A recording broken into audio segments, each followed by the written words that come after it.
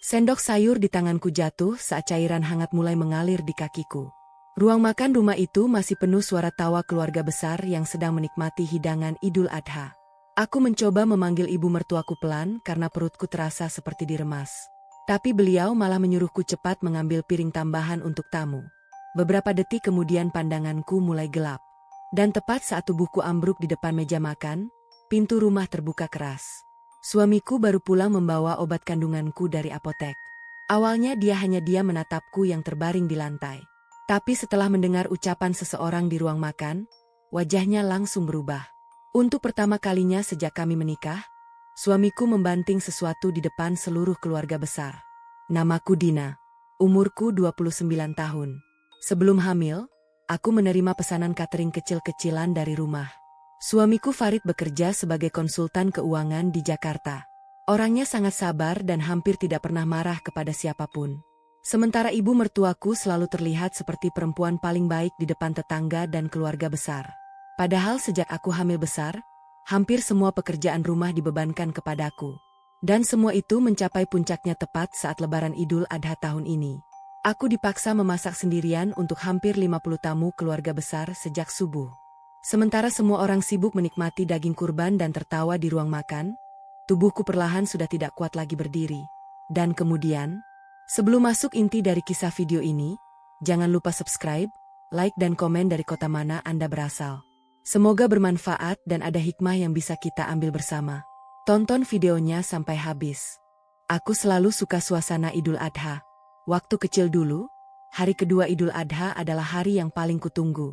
Biasanya tetangga mulai saling bertukar masakan olahan daging kurban. Aroma sate dan gulai memenuhi gang kecil tempat aku tumbuh. Semuanya terasa hangat dan sederhana. Tapi setelah menikah dan tinggal di rumah ibu mertuaku, hari kedua Idul Adha justru menjadi hari yang paling membuatku cemas. Pagi itu aku terbangun karena rasa pegal di pinggang yang menjalar sampai ke kaki. Aku membuka mata perlahan sambil memegang perutku yang sudah sangat besar. Usia kandunganku masuk 9 bulan, dan beberapa minggu terakhir tidur nyenyak rasanya seperti kemewahan. Di sampingku, Farid masih tidur miring menghadap ke arahku. Napasnya terdengar pelan dan berat karena semalam dia baru tidur hampir jam 2 pagi. Sejak hari pertama Idul Adha kemarin, dia sibuk membantu pengurusan pembagian daging kurban di lingkungan rumah dan masjid dekat kantornya. Aku baru saja ingin memejamkan mata lagi ketika suara ibu mertuaku terdengar dari luar kamar. "Dina, sudah subuh. Cepat ke dapur. Keluarga besar datang siang nanti." Suara itu tidak keras, tapi cukup membuat Farid langsung terbangun. Dia mengusap wajahnya pelan lalu menoleh ke arah jam. Baru jam 4 lewat sedikit. Aku langsung duduk pelan sambil menahan perutku yang terasa berat. Farid menatapku beberapa detik sebelum akhirnya bertanya lirih. "Kamu kuat masak hari ini?" Aku tersenyum kecil meski sebenarnya tubuhku terasa tidak enak sejak semalam. "Aku kira cuma masak biasa." Farid menghela napas lalu bangkit dari tempat tidur. Saat pintu kamar dibuka, ibu mertuaku ternyata sudah berdiri di depan sambil membawa catatan menu di tangannya. "Hari ini keluarga datang lengkap. Omu dari Bekasi juga ikut. Jadi masak yang banyak ya." Aku menerima kertas itu perlahan. Dan semakin lama membaca daftar menunya, dadaku terasa makin sesak. Gulai kambing, sate, tongseng, rica-rica, sop tulang. Belum lagi camilan dan minuman untuk puluhan orang. Aku sempat mengira akan ada saudara yang membantu di dapur. Tapi ibu mertuaku malah berkata santai, "Ya kamu masak sendirilah. Masa tamu disuruh bantu?" Aku langsung saling pandang dengan Farid. Suamiku terlihat tidak nyaman. Dina kan lagi hamil besar." Belum selesai Farid bicara, ibu mertuaku langsung memotong. "Hamil bukan sakit. Dulu mama juga begitu waktu hamil kamu. Rumah tetap diurus. Masak tetap jalan." Suasana mendadak diam. Aku tahu Farid sedang menahan diri supaya tidak memperpanjang perdebatan pagi-pagi. Akhirnya dia hanya menatapku pelan. "Kalau capek jangan dipaksa ya." Aku mengangguk kecil. Padahal bahkan untuk berdiri dari tempat tidur saja kakiku sudah terasa berat. Setelah Farid pergi mandi dan bersiap salat subuh, aku berjalan pelan menuju dapur. Begitu masuk, langkahku langsung berhenti sesaat. Beberapa baskom besar berisi daging kurban sudah berjajar di lantai dapur. Bawang merah, cabai, tomat, dan bumbu dapur memenuhi meja sampai hampir tidak ada ruang kosong. Kompor besar sudah disiapkan. Dan disitulah aku sadar, semua ini benar-benar akan kukerjakan sendirian. Aku menarik napas panjang lalu mulai mencuci daging satu persatu. Air dingin mengenai tanganku yang sejak tadi sedikit gemetar. Baru beberapa menit berdiri, pinggangku mulai terasa nyeri. Aku mencoba mengabaikannya. Dari ruang tengah, suara televisi mulai terdengar pelan. Ibu mertuaku tampak santai sambil menelepon saudara-saudara yang nanti akan datang makan siang. Beliau bahkan beberapa kali tertawa kecil sambil berkata menantunya memang pandai memasak. Aku hanya diam sambil terus memotong bawang. Matahari bahkan belum terbit saat dapur mulai terasa panas. Keringat turun perlahan di leherku. Sesekali aku harus berhenti sebentar karena perutku mengencang. Tapi setiap kali aku mencoba duduk, suara ibu mertuaku selalu terdengar dari ruang tengah.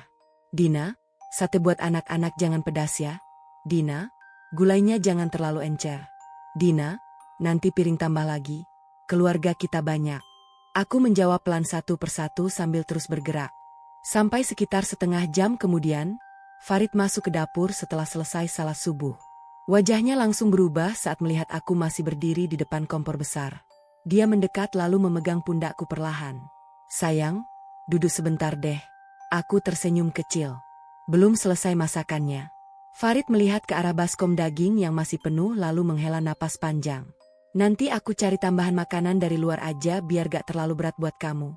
Belum sempat aku menjawab, ibu mertuaku langsung masuk ke dapur.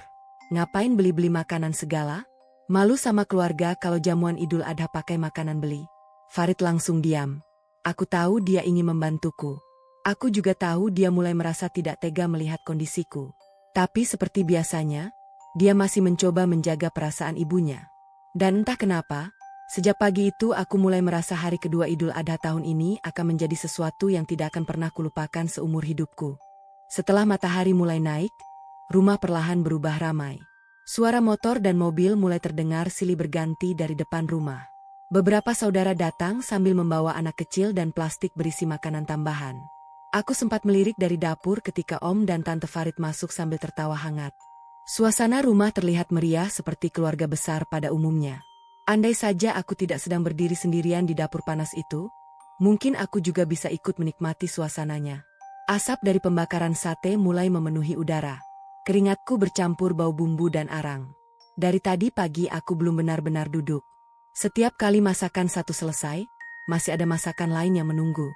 Aku harus mengaduk gulai dalam panci besar, memotong bawang tambahan, menyiapkan sambal, lalu bolak-balik membawa piring dan gelas ke ruang makan. Sementara perutku mulai terasa semakin berat.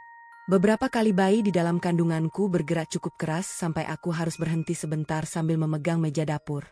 Namun bahkan di saat seperti itu, aku tetap berusaha tersenyum kalau ada keluarga yang masuk ke dapur. Salah satu Tante Farid sempat berkata sambil tertawa kecil. Wah Dina hebat ya. Hamil gede masih kuat masak sebanyak ini. Aku hanya tersenyum pelan. Padahal kakiku mulai gemetar menahan pegal. Ibu mertuaku yang berdiri di dekat ruang makan langsung menyahut dengan nada bangga. Iyalah, menantu saya memang rajin. Kalimat itu terdengar seperti pujian. Tapi entah kenapa, justru membuat dadaku terasa semakin sesak. Karena hanya aku yang tahu sejak tadi pagi tubuhku sudah hampir menyerah. Sekitar jam 11 siang, rasa nyeri di pinggangku mulai datang lebih sering. Awalnya hanya seperti pegal biasa. Namun lama-lama rasa sakit itu menjalar sampai ke perut bagian bawah. Aku mencoba menarik napas perlahan sambil tetap memotong tomat. Jangan sekarang ya nak, bisikku pelan dalam hati. Aku tidak ingin membuat suasana rumah panik. Apalagi keluarga besar baru mulai berkumpul lengkap. Di ruang tamu, suara obrolan semakin ramai. Anak-anak kecil berlarian sambil membawa tusuk sate. Beberapa bapak-bapak mulai makan lebih dulu sambil bercanda soal daging kurban tahun ini yang katanya lebih empuk dari tahun lalu. Sementara aku masih berdiri di depan kompor. Sendirian. Farid beberapa kali keluar masuk dapur membantu membawakan piring kotor. Sebenarnya hal kecil seperti itu saja sudah cukup membuatku sedikit tenang. Setidaknya masih ada seseorang yang melihat aku benar-benar kelelahan. Saat dia sedang membantu menuang es ke dalam gelas, dia menatap wajahku cukup lama. Kamu pucat banget. Aku langsung menggeleng kecil. Cuma capek sedikit. Farid terlihat ragu. Dia memegang lenganku pelan lalu berkata lirih. Habis ini istirahat ya. Biar aku aja yang bantu mama di depan. Aku tersenyum kecil sambil mengangguk. Tapi belum sempat aku duduk, Ibu mertuaku tiba-tiba masuk ke dapur sambil membawa nampan kosong. Dina, sate buat meja depan habis. Tambah lagi cepat. Aku langsung berdiri lagi. Farid tampak ingin bicara, tapi ibunya lebih dulu melanjutkan. Tamu masih banyak. Jangan malah santai di dapur. Kalimat itu membuat suasana langsung canggung. Aku buru-buru mengambil kipas sate supaya keadaan tidak semakin tidak enak. Farid akhirnya keluar dapur sambil menarik napas panjang. Dan entah kenapa, saat melihat punggungnya menjauh, aku tiba-tiba merasa sangat ingin menangis. Bukan karena marah. Bukan juga karena lelah semata. Tapi karena untuk pertama kalinya aku mulai merasa tubuhku benar-benar tidak sanggup lagi. Sekitar setengah jam kemudian, rasa sakit di perutku datang lagi. Kali ini lebih kuat. Tanganku langsung mencengkeram pinggir meja dapur. Napasku tertahan beberapa detik. Aku memejamkan mata sambil mencoba tetap tenang. Di luar sana suara tawa keluarga masih terdengar hangat. Sementara di dapur kecil itu, aku mulai kesulitan berdiri. Dan saat itulah Farid kembali masuk ke dapur sambil membawa ponselnya. Wajahnya terlihat serius. Dia bilang dokter kandunganku menyuruhku segera minum obat karena kontraksiku kemungkinan mulai muncul lebih cepat. Aku langsung panik. Farid tanpa banyak bicara langsung mengambil dompetnya. Aku ke apotek sebentar. Obatnya habis di rumah. Dia menatapku beberapa detik sebelum pergi. Dan sebelum keluar dapur, dia sempat berkata pelan pada ibunya. "Emma, tolong biarin Dina istirahat dulu kalau capek." Ibu mertuaku tersenyum tipis sambil mengangguk kecil. Farid akhirnya pergi keluar rumah. Dan aku benar-benar berharap setelah itu aku bisa duduk sebentar. Tapi harapan itu ternyata terlalu cepat. Begitu suara motor Farid menghilang dari depan rumah, suasana dapur mendadak terasa berbeda. Aku masih berdiri di dekat kompor sambil memegang perutku pelan. Rasa nyeri tadi memang sedikit mereda, tapi tubuhku sudah terasa sangat lemas. Aku berpikir mungkin sekarang aku benar-benar bisa duduk sebentar. Setidaknya 5 menit saja. Namun baru saja aku menarik kursi kecil di pojok dapur, ibu mertuaku langsung masuk sambil membawa beberapa piring kotor. "Loh, malah duduk?" Beliau meletakkan piring-piring itu ke wastafel dengan suara cukup keras. Aku buru-buru berdiri lagi. "Maaf Bu, perutku tadi agak sakit." Ibu mertuaku menghela napas panjang seperti sedang menghadapi anak kecil yang merepotkan. Orang hamil itu wajar kalau pegal. Jangan dikit-dikit ngeluh. Aku hanya menunduk. Entah kenapa aku sudah terlalu lelah untuk membela diri. Beliau lalu berjalan mendekati kipas kecil di dapur dan mematikannya begitu saja. Aku langsung menoleh refleks. "Bu, kipasnya jangan dimatiin dulu." Aku agak sesak. Ibu mertuaku malah menjawab santai sambil melipat tangan di dada. "Angin terus nanti sate apinya susah nyala. Lagian jangan manja." Setelah itu beliau keluar lagi meninggalkanku sendirian. Dapur mendadak terasa jauh lebih panas. Asap sate dari luar bercampur aroma gulai membuat dadaku sesak.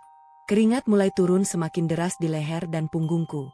Aku mencoba bertahan sambil kembali mengipasi sate. Tapi beberapa menit kemudian pandanganku mulai sedikit berkunang-kunang. Aku berhenti sebentar sambil memegang meja dapur. Napasku terasa pendek. Bayi di dalam perutku bergerak cukup keras sampai membuatku meringis pelan. Aku benar-benar ingin duduk. Namun dari ruang makan suara ibu mertuaku kembali terdengar. "Dina, es tehnya habis." Tambah lagi, aku menggigit bibir pelan lalu kembali bergerak. Langkah kakiku mulai terasa berat. Saat sedang menuang es teh ke dalam teko besar, aku mendengar suara beberapa tante sedang mengobrol di ruang makan. Awalnya aku tidak terlalu memperhatikan. Sampai aku mendengar namaku disebut. Si Dina itu sebenarnya beruntung banget ya. Dapat suami sabar, tinggal di rumah enak, gak kerja berat. Aku diam. Lalu suara ibu mertuaku menyambung sambil tertawa kecil. "Iya, cuma sekarang jadi sensitif banget sejak hamil. Dikit-dikit capek." Beberapa orang ikut tertawa kecil. Aku menunduk menatap teko di tanganku. Entah kenapa tenggorokanku langsung terasa sakit. Padahal sejak pagi aku bahkan belum sempat duduk makan dengan tenang. Aku terus mencoba berpikir positif. Mungkin ibu mertuaku cuma ingin menjaga suasana tetap ringan di depan keluarga. Mungkin beliau tidak benar-benar bermaksud menyakitiku. Tapi semakin lama aku mencoba menghibur diri sendiri, semakin terasa kalau tubuh dan hatiku sama-sama mulai kehabisan tenaga. Aku kembali ke dapur sambil membawa nampan kosong. Langkahku terasa goyah. Baru beberapa detik berdiri di depan kompor, rasa nyeri di perutku datang lagi. Kali ini jauh lebih kuat. Aku langsung mencengkeram pinggir meja sambil menarik napas panjang. Sakitnya membuat pinggangku seperti diremas dari dalam. Aku mencoba diam supaya tidak ada yang panik. Pelan-pelan aku menghitung napas seperti yang diajarkan dokter kandunganku. 1, 2, 3. Rasa sakit itu perlahan mereda, tapi kakiku mulai terasa dingin. Aku tahu ada sesuatu yang tidak beres. Aku mengambil ponsel dari saku daster lalu mencoba menghubungi Farid. Namun belum sempat telepon tersambung, ibu mertuaku kembali masuk ke dapur. Beliau langsung melihat wajahku yang pucat. Kenapa lagi sekarang? Aku mencoba bicara pelan. Bu, kayaknya perutku makin sakit. Bukannya khawatir, beliau malah terlihat kesal. Jangan bikin panik keluarga sekarang. Tamu masih makan semua. Aku langsung diam. Dadaku terasa sesak mendengar kalimat itu. Seolah rasa sakitku cuma gangguan kecil yang memalukan. Ibu mertuaku lalu menunjuk panci besar di atas kompor. Itu gulainya tinggal dibawa keluar. Cepat sebelum dingin. Aku menoleh ke arah panci itu. Ukurannya besar sekali. Biasanya aku bahkan butuh bantuan Farid untuk mengangkatnya. Aku sempat ragu beberapa detik. Tapi saat melihat tatapan ibu mertuaku, aku akhirnya memberanikan diri memegang kedua pegangan panci itu pelan-pelan. Panasnya langsung terasa sampai ke telapak tanganku. Aku mengangkatnya perlahan sambil menahan nyeri di perut. Langkah pertama masih terasa aman. Langkah kedua mulai goyah. Dan saat aku hampir sampai ke pintu dapur, tiba-tiba cairan hangat mengalir di kakiku. Awalnya aku mengira itu hanya air biasa. Mungkin keringat. Mungkin kuah gula yang menetes.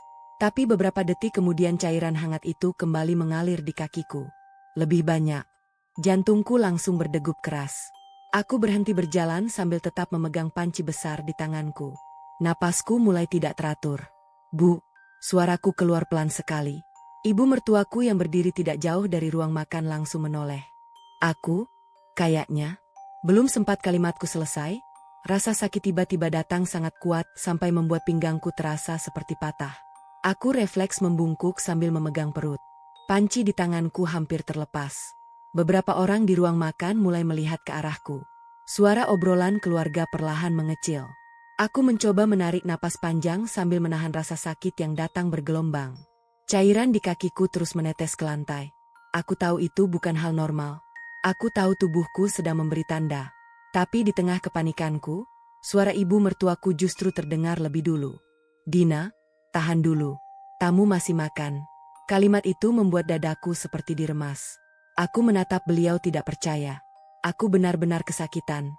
Tapi yang beliau pikirkan justru meja makan dan para tamu. Salah satu tante akhirnya berdiri mendekatiku. Lo ini jangan-jangan udah mau lahiran. Aku semakin panik.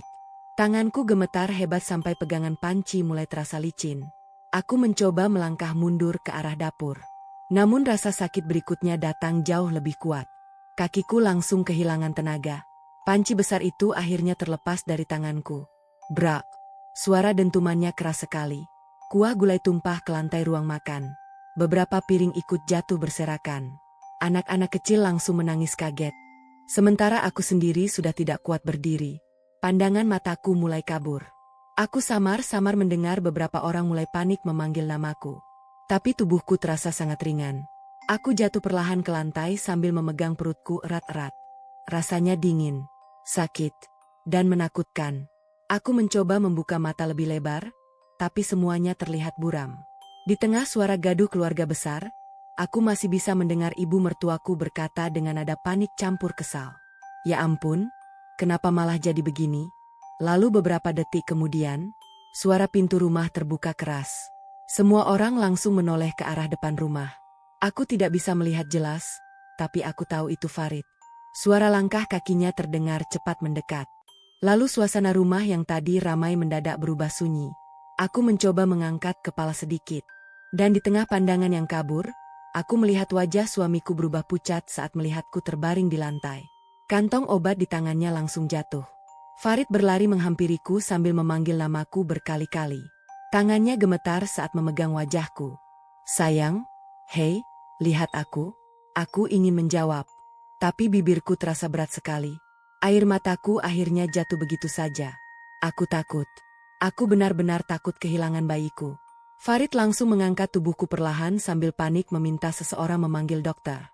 Beberapa keluarga mulai berdiri membantu. Namun di tengah kepanikan itu, tiba-tiba terdengar suara seseorang dari meja makan. "Hamil kok lemah banget sih?" Entah siapa yang mengucapkannya. Tapi detik berikutnya, untuk pertama kalinya sejak aku mengenal Farid, aku melihat suamiku benar-benar marah. Suara benda dibanting terdengar sangat keras sampai seluruh rumah mendadak diam. Aku bahkan sampai terkejut. Farid berdiri dengan napas memburu. Wajahnya merah menahan emosi. Tatapannya menyapu seluruh ruang makan yang tadi masih penuh tawa. Tak ada lagi yang berani bicara. Aku belum pernah melihat suamiku seperti itu sebelumnya. Selama ini dia selalu tenang. Selalu memilih diam. Selalu mengalah demi menjaga ibunya dan keluarganya. Tapi siang itu, ada sesuatu dalam dirinya yang benar-benar berubah. Dia kembali berlutut di sampingku sambil menggenggam tanganku erat. Dan untuk pertama kalinya, aku melihat mata suamiku dipenuhi rasa marah sekaligus takut kehilangan seseorang. Setelah suara benturan itu terdengar, tidak ada lagi yang berani bicara. Seluruh ruang makan mendadak hening. Padahal beberapa detik sebelumnya rumah itu masih penuh suara tawa dan obrolan keluarga. Aku masih setengah sadar saat Farid menggenggam tanganku erat. Telapak tangannya dingin dan sedikit gemetar. "Sayang, tahan ya, bentar lagi dokter datang." Suaranya terdengar pelan, tapi aku bisa merasakan kepanikan yang selama ini selalu dia sembunyikan. Aku mencoba membuka mata lebih lebar. Langit-langit rumah terlihat buram. Kepalaku terasa ringan sekali. Sementara rasa sakit di perut datang semakin sering. Aku meringis pelan sambil memegang lengan Farid. "Takut." Hanya itu kata yang berhasil keluar dari mulutku. Farid langsung mengusap rambutku pelan. "Enggak apa-apa, aku di sini." Di sekitar kami, beberapa keluarga mulai membereskan pecahan piring dan kuah gulai yang tumpah ke lantai. Namun tidak ada lagi suasana hangat seperti tadi. Semua orang terlihat canggung. Beberapa tante mulai saling berbisik pelan sambil sesekali melihat ke arah ibu mertuaku. Sementara beliau sendiri berdiri membeku dekat meja makan. Wajahnya terlihat panik. Tapi entah kenapa, aku masih bisa melihat sorot kesal di matanya. Seolah kejadian ini lebih dianggap masalah besar karena terjadi di depan keluarga. Bukan karena aku benar-benar kesakitan. Beberapa menit kemudian dokter klinik dekat rumah akhirnya datang bersama seorang perawat. Aku langsung diperiksa di ruang tamu karena tubuhku terlalu lemah untuk dipindahkan banyak-banyak. Dokter itu terlihat serius sejak awal memeriksa kandunganku. Beliau beberapa kali menanyakan sejak kapan aku berdiri dan bekerja. Farid menjawab dengan wajah tegang. "Dari pagi, Dok." Dokter langsung menatap ke arahku lagi. "Ibu hamil 9 bulan enggak boleh terlalu capek seperti ini." Suasana rumah makin sunyi. Aku bisa merasakan semua orang mulai sadar kalau keadaanku memang tidak baik. Dokter lalu memeriksa perutku lebih lama. Beberapa detik kemudian wajah beliau berubah serius. "Ini sudah kontraksi aktif. Harus segera dibawa ke rumah sakit." Dadaku langsung terasa dingin mendengarnya. Aku belum benar-benar siap melahirkan hari itu. Tas bayi bahkan belum selesai kusiapkan. Aku menoleh ke arah Farid. Wajah suamiku langsung pucat. Dokter kemudian berkata lagi dengan nada lebih pelan. "Kalau terlambat sedikit tadi, kondisi bayinya bisa bahaya karena ibunya terlalu kelelahan." Kalimat itu membuat ruang tamu terasa makin berat. Aku melihat beberapa keluarga langsung saling pandang. Dan untuk pertama kalinya sejak siang tadi, ibu mertuaku mulai bicara dengan suara lebih pelan. "Saya kira dia masih kuat, Dok." Dokter langsung menjawab tegas. "Kuat bukan berarti dipaksa terus bekerja." Aku menunduk pelan sambil menahan air mata. Entah kenapa, mendengar ada seseorang akhirnya membelaku justru membuat hatiku semakin sesak. Selama ini aku terlalu sering mencoba terlihat baik-baik saja. Terlalu sering bilang aku kuat. Padahal sebenarnya aku lelah. Sangat lelah. Di tengah suasana yang masih tegang itu, salah satu sepupu Farid tiba-tiba berjalan mendekat sambil membawa ponselnya. Wajahnya terlihat ragu. "Farid, tadi aku sempat rekam suasana dapur buat story. Gak sengaja ikut kerekam semuanya." Semua orang langsung menoleh. Sepupunya lalu memutar video itu pelan. Di layar ponsel terlihat aku sejak pagi terus berdiri di dapur sambil memegang pinggang berkali-kali. Terlihat juga bagaimana aku beberapa kali hampir duduk tapi kembali disuruh berdiri. Bahkan suara ibu mertuaku yang menyuruhku cepat-cepat masih terdengar jelas di video itu. Ruang tamu langsung benar-benar sunyi. Tak ada lagi yang bisa membela keadaan. Farid menatap layar ponsel itu cukup lama. Rahangnya mengeras. Aku bisa melihat matanya mulai memerah menahan emosi. Lalu perlahan dia berdiri. Bukan seperti tadi yang marah karena panik. Kali ini wajahnya justru terlihat jauh lebih dingin. Dan entah kenapa, ekspresi itu malah terasa lebih menakutkan. Aku melihat suamiku menatap seluruh keluarga satu persatu. Lalu pandangannya berhenti tepat ke arah ibunya sendiri. Dan untuk pertama kalinya sejak kami menikah, aku merasa Farid akhirnya benar-benar melihat semua yang selama ini kualami di rumah itu. Aku masih setengah sadar di sofa ruang tamu saat dokter selesai memeriksaku. Kepalaku terasa ringan. Sementara rasa sakit di perut datang semakin rapat. Dokter meminta kami segera berangkat ke rumah sakit karena kontraksiku sudah terlalu kuat. Namun sebelum Farid sempat mengangkat tubuhku, tiba-tiba salah satu tante berkata pelan sambil melihat lantai yang penuh kuah gulai. Padahal tadi tinggal tahan sebentar aja, kalimat itu langsung membuat dadaku sesak. Aku menunduk pelan. Bahkan setelah melihat keadaanku seperti ini, masih ada yang menganggap aku berlebihan. Dan yang lebih membuatku hancur. Ibu mertuaku justru mengangguk kecil mendengar ucapan itu. Beliau bahkan berkata pelan di depan semua orang. Mama juga dulu hamil masih kuat kerja. Gak sampai bikin acara keluarga berantakan begini. Ruang tamu langsung sunyi. Aku melihat tangan Farid yang sejak tadi menggenggamku mendadak mengeras. Rahangnya menegang. Untuk beberapa detik dia hanya diam. Diam yang terasa sangat menakutkan. Lalu perlahan dia berdiri. Aku belum pernah melihat tatapan mata suamiku seperti siang itu. Bukan lagi kecewa. Bukan lagi menahan sabar. Tapi marah. Marah yang benar-benar sudah melewati batas. Farid menatap ibunya cukup lama sampai ibu mertuaku sendiri terlihat mulai gugup. Mama sadar gak sih dari tadi ngomong apa? Suara Farid rendah sekali. Namun justru itu yang membuat seluruh rumah langsung terasa dingin. Ibu mertuaku mencoba menjawab pelan. Mama cuma gak mau keluarga lihat rumah ini kacau. Farid tiba-tiba tertawa kecil. Tapi tawa itu sama sekali tidak terdengar hangat. Rumah kacau? Dia menunjuk ke arahku dengan tangan gemetar. Istri aku hampir kehilangan anak, Emma. Dan mama masih mikirin malu di depan tamu? Tak ada yang berani bicara. Bahkan suara televisi langsung dimatikan seseorang entah oleh siapa. Farid melangkah lebih dekat ke ibunya. Wajahnya penuh luka dan kemarahan sekaligus. Aku baru sadar selama ini suamiku ternyata menyimpan terlalu banyak hal sendirian. Selama ini dia diam bukan karena tidak peduli. Dia diam karena terus mencoba menghormati ibunya. Tapi hari itu, kesabarannya benar-benar habis. Tiba-tiba salah satu sepupu kembali memutar video dapur tadi. Dan kali ini terdengar sangat jelas suara ibu mertuaku di rekaman itu. Jangan duduk terus. Tamu masih banyak. Cepat bawa gulainya keluar. Jangan bikin malu keluarga di hari Idul Adha. Video itu berhenti tepat saat tubuhku mulai goyah sambil memegang perut. Seluruh ruang tamu langsung dipenuhi wajah tegang dan malu. Ibu mertuaku terlihat pucat. Beliau mencoba bicara. Mama gak nyangka bakal separah ini. Tapi Farid langsung memotong dengan suara keras. Cukup Ma. Aku sampai terkejut mendengarnya. Karena selama menikah, aku belum pernah melihat Farid membentak ibunya sendiri. Farid menunjuk layar ponsel itu dengan mata memerah. Dina udah bilang sakit. Aku juga udah bilang jangan dipaksa. Tapi mama tetap bikin dia kerja kayak pembantu dari subuh. Suasana rumah benar-benar hening. Beberapa tante mulai menunduk. Anak-anak kecil bahkan berhenti bermain karena takut melihat wajah Farid. Napas suamiku terdengar berat. Dan kalimat berikutnya keluar sambil menahan air mata marah. Kalau hari ini aku telat pulang sedikit aja, aku bisa kehilangan istri sama anak aku sekaligus. Dadaku langsung terasa penuh. Aku menggigit bibir menahan tangis. Sementara ibu mertuaku mulai menangis sambil mencoba memegang tangan Farid. Tapi suamiku langsung mundur satu langkah. Jangan sentuh aku dulu Ma. Suara itu terdengar dingin sekali. Lebih dingin dari apapun yang pernah kudengar darinya. Lalu di depan seluruh keluarga besar.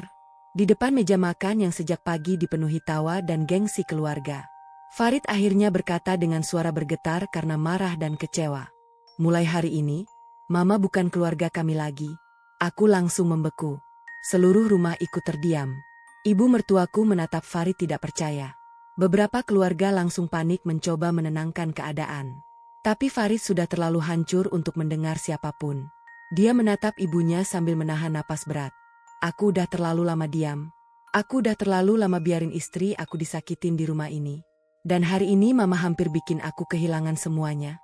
Air mata ibu mertuaku jatuh begitu saja. Namun untuk pertama kalinya, Farid tidak lagi melihat ke arah ibunya. Dia berbalik mendekatiku. Lalu dengan tangan gemetar, suamiku mengangkat tubuhku perlahan sambil berkata pelan. Kita pulang ke rumah kita sendiri setelah ini. Setelah Farid mengangkat tubuhku, rumah besar itu masih dipenuhi suasana tegang. Tak ada lagi suara tawa keluarga. Tak ada lagi obrolan hangat khas hari raya. Yang terdengar hanya langkah kaki tergesa, suara kursi bergeser pelan, dan beberapa bisikan panik dari keluarga besar yang sejak tadi memilih diam. Aku menyandarkan kepala di dada Farid sepanjang perjalanan menuju mobil. Tubuhku masih gemetar menahan kontraksi. Sementara suamiku terus menggenggam tanganku erat seolah takut kehilanganku kapan saja. Beberapa keluarga sempat mencoba mendekat dan membantu. Namun Farid hanya menjawab seperlunya.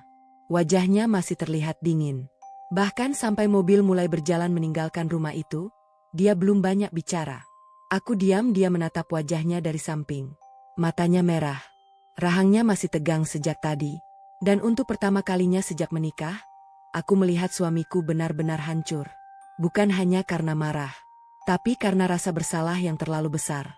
Di tengah perjalanan menuju rumah sakit, Farid tiba-tiba menggenggam tanganku lebih erat. Maafin aku ya, suaranya pelan sekali. Aku menoleh perlahan. Aku terlalu lama mikir semuanya bakal membaik sendiri. Aku langsung menahan air mata. Selama ini aku memang sering merasa sendirian di rumah itu. Tapi mendengar suara Farid yang penuh penyesalan seperti itu justru membuat hatiku semakin sakit. Karena aku tahu, dia juga sebenarnya lelah berada di tengah-tengah. Aku menggeleng pelan sambil menggenggam balik tangannya. Yang penting sekarang bayi kita selamat. Farid langsung menunduk sambil mengusap wajahnya kasar. Beberapa menit kemudian kami tiba di rumah sakit. Aku langsung dibawa ke ruang pemeriksaan karena kontraksiku semakin kuat.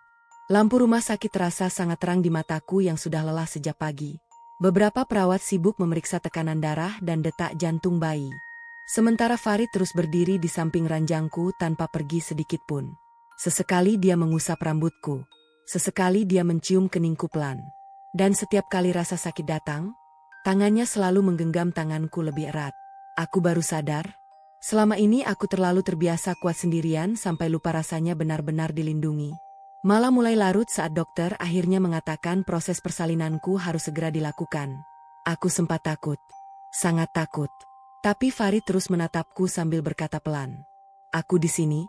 Kalimat sederhana itu entah kenapa langsung membuatku ingin menangis lagi. Beberapa jam kemudian, suara tangisan bayi akhirnya memenuhi ruang persalinan. Nyaring, kecil, namun terasa sangat indah di telingaku. Air mataku langsung jatuh begitu saja. Bayi perempuan kami lahir dengan selamat. Farid yang sejak tadi mencoba terlihat tenang akhirnya ikut menangis saat pertama kali melihat putri kecil kami. Dia mencium keningku berkali-kali sambil berbisik lirih. Makasih ya.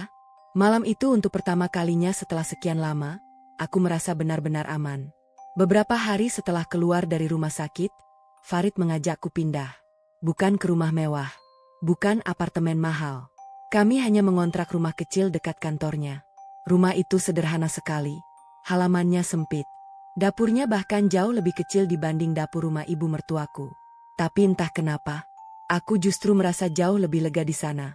Tidak ada lagi suara bentakan sejak pagi. Tidak ada lagi langkah kaki yang membuatku cemas. Tidak ada lagi rasa takut saat memasak. Pagi hari aku bisa menggendong bayiku sambil membuka jendela dapur kecil kami. Sementara Farid mulai terbiasa membantu membuatkan teh sebelum berangkat kerja. Kadang kami makan seadanya. Kadang rumah terasa berantakan karena bayi kami menangis hampir semalaman. Tapi rumah kecil itu terasa hangat.